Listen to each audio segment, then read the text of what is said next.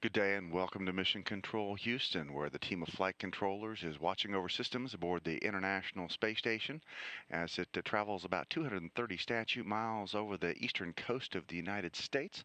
On duty today as the flight director in charge is Emily Nelson, with Shannon Lucid, a veteran astronaut serving as a spacecraft communicator, talking to the Expedition 29 crew aboard the International Space Station. Of course, that's Commander Mike Fossum and Flight Engineer Sergei Volkov and Satoshi Furukawa.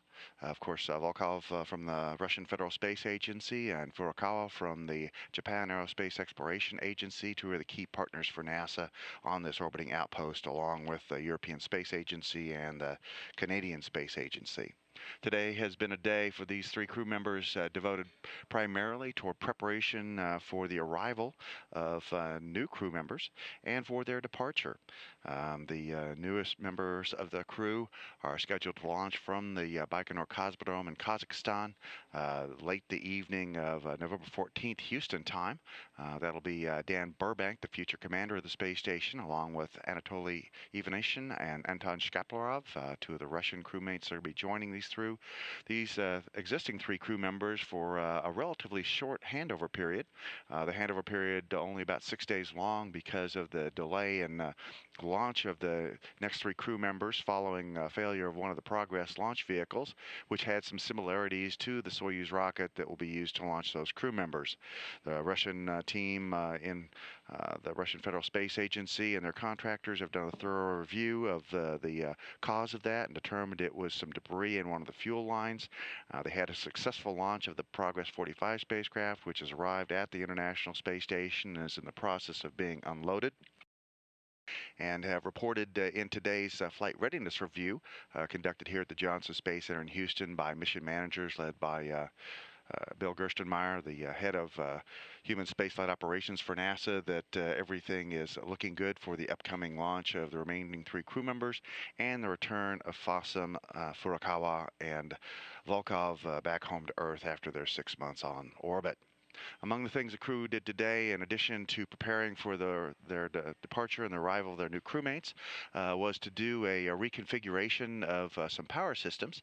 They did a jumper installation on a Destiny Laboratories secondary power distribution system to add some additional redundancy to the power systems on the space station.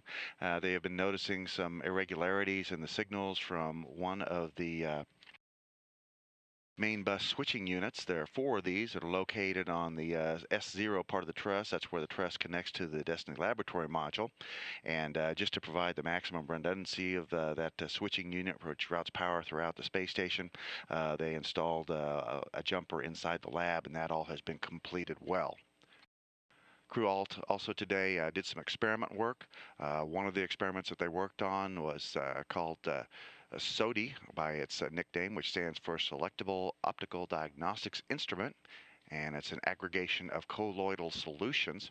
Colloidal solutions are those like paint where you have solids that are suspended within the liquid, and this particular experiment studies how those kinds of colloids aggregate or mass within the liquids on board in the microgravity environment. One of the most promising applications of this kind of colloidal engineering is the fabrication of photonic devices.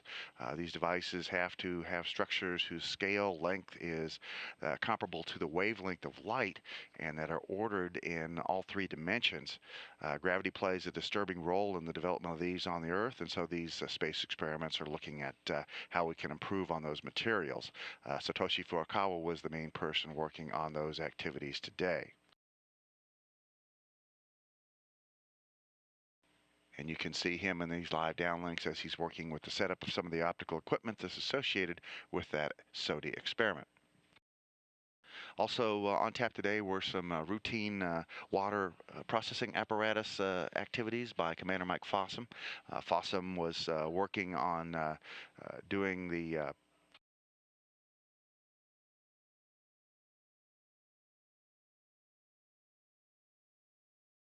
topping off of a water recovery system waste storage tank.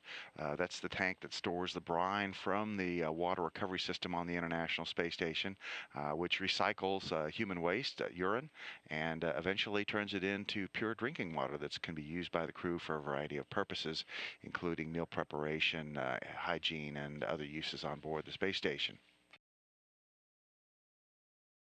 Some pretty spectacular views coming down of the eastern coast of the United States and Canada over Newfoundland as the International Space Station orbits about 230 statute miles over the Canadian partner in the International Space Station effort.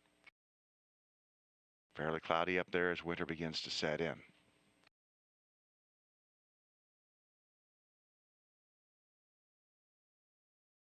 But overall, all systems on the International Space Station functioning very well as we get ready for the arrival of a new set of crew members scheduled to launch from the Baikonur Cosmodrome in Kazakhstan on November the 13th. That's going to be a Sunday night here in Houston at 10:14 p.m. Central Time.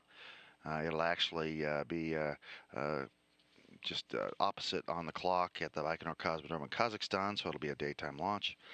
And then they'll be docking their spacecraft to the Poisk module of the space station at 11:33 p.m. Central Time on November the 15th, and that will round out the crew to 6 people once again, but only for 6 days while they conduct a rapid handover before Fossum and his colleagues Furukawa and Volkov return home to Earth after the end of their 6-month stay on orbit.